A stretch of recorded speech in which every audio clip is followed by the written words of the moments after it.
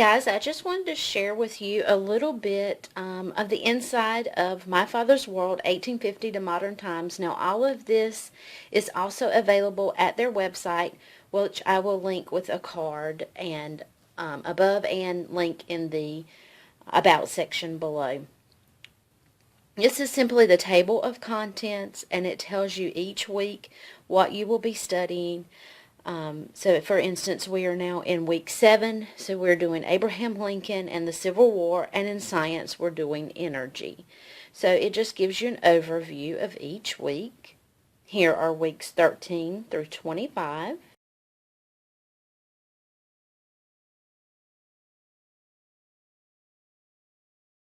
And here are weeks 26 through 34.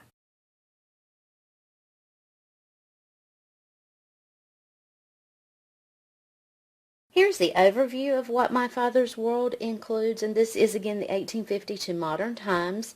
The basic package is up to this point right here, and it includes your teacher's manual, your student sheets, 2 books for Bible, several different books here for history, and 2 books for science. There are also books required that are scheduled into your teacher lesson that have come in the previous cycles. So if you don't have those, you might want to look into getting them. It says required because they're scheduled into the teacher's manual. You don't have to necessarily get them if you don't want to. I would highly recommend getting the flashcards and the map of the world. Now this, we always get the deluxe package, so it does include your read-alouds, which are one of my favorite things of My Father's World. I love the read-alouds that they pick and choose, and so I most often always get the deluxe package. Science here this year has a few extra things included with it, and music and art is also included in the deluxe package. It usually comes with CDs on the composers. They use God and the History of Art for their history supplement. Their art supplement. Oftentimes, when we first started out, I would use that, but as the later cycles have gone by, I really don't use it, so it's easy to take it out. I've never used the 2nd to 3rd grade supplement either, so I can't say a whole lot about that. But this is a basic overview about what comes with My Father's World and what you would need to add to it. This is week 8, and again, I will have the sample pages linked below for you to view them a little closer if you need to. But on the left-hand side, you have the teacher's guide and your checklist, the teacher's grid, and I also make copies for my children so they can have their own grid. And on the right hand side you have your notes section. You also have any materials that you're going to need for the upcoming week, and if you're adding in a 2nd to 3rd grade supplement, that's in the little boxes there. And then it's continued on these pages until the end of the week, labeled Monday through Friday. Okay, if you'll notice at the top, it is not labeled Monday through Friday, but each column is supposed to be for Monday through Friday. It's very simple to change that around. Oftentimes we don't do school Monday through Friday. We may take off Monday if my husband's off and just work Tuesday through Thursday. If you'll notice, the Friday section is very light. So a lot of times we just have a 4-day school work week as far as My Father's World goes, and then on Friday we may have like fun science experiments, fun games, things of that sort. So I feel like My Father's World gives you a lot of flexibility in how you can arrange your schedule. They basically put in what you're doing for Bible, which is this column, and this one as well. This is a handwriting section. You use your own spelling curriculum. They do recommend Spelling Power, but we use whatever we're using at the time. Right now it's Spelling UC.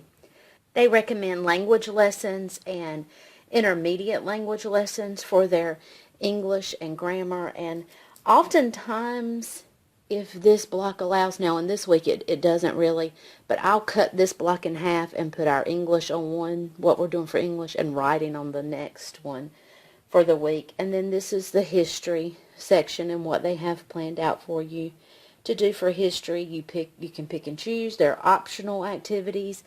And they don't go through every book page by page. They pick and choose different ones to go to.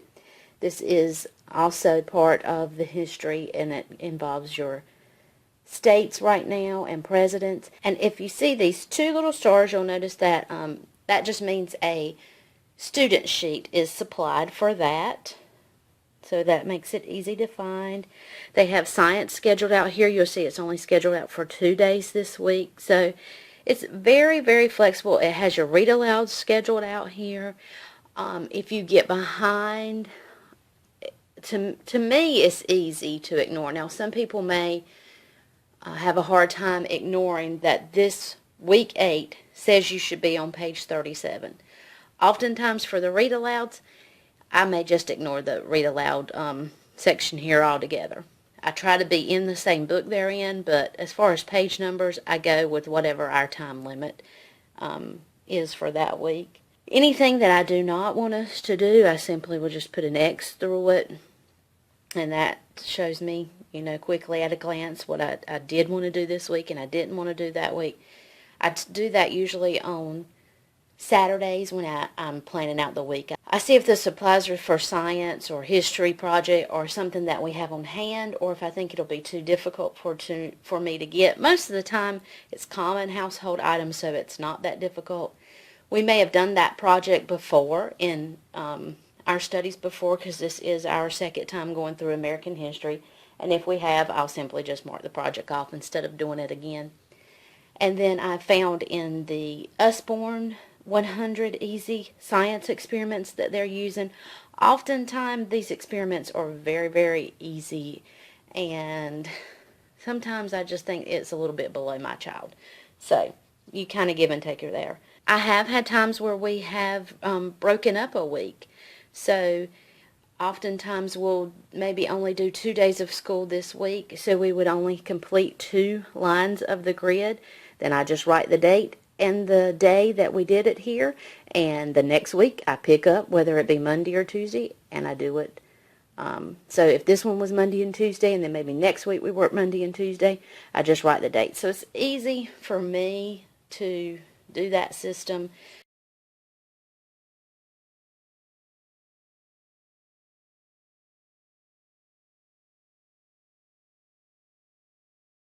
On this side where it has your notes, it is broken down by Monday, Tuesday, Wednesday, Thursday, and Friday, but again, I just ignore it.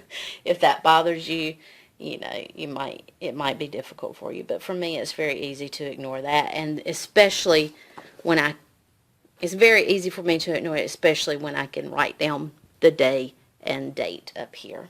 So I wanted to also show you a completed week that we have and show you how I do it. This is the copy that I have for myself, and I check off as we go through. Most of the time Sarah and I do these things together. These things are independent, so that she would have those checked off on her sheet, so that's why I don't. Anything that I want to do right now, Stephen, I'm adding him into the states and the presidents because we're continuing to go over those from last year. So I circle what I want him to do. Anything extra that we have, I just write it in. If we didn't get to something, you can see we didn't actually make it to this, so I circled it to remember to put on next week. We didn't have a Friday lesson at all, and we didn't do the composers and the music.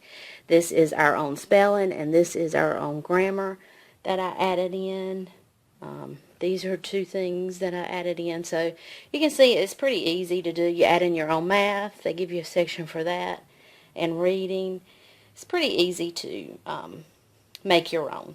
If you have any specific questions other than what you see here, do leave them in the comments section below, and I'll try to answer them for you.